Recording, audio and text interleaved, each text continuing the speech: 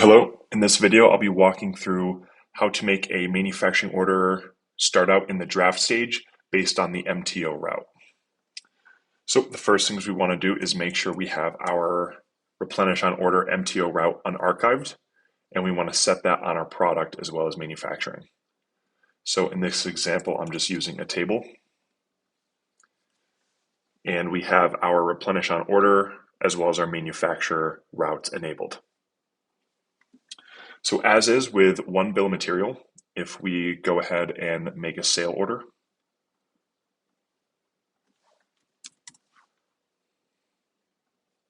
for one unit and I confirm, it's going to automatically create that manufacturing order. However, the manufacturing order has already been confirmed for one unit, and all we can do from here is plan it and go through, or if we want to cancel it.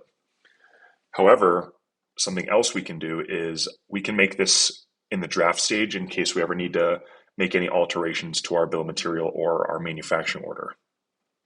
So something I'm going to do here is I'm going to go to our product, and I'm going to go to our bill of materials, and I'm actually going to duplicate the bill of material we already have.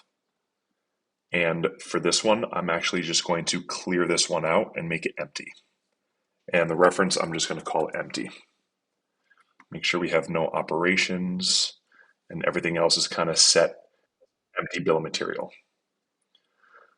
And I still have our second BOM here as the original BOM that we had set up.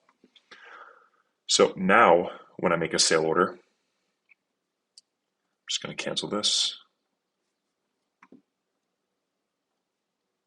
If I confirm our sale order, it's still going to give us our manufacturing order. However, it's set in the draft state.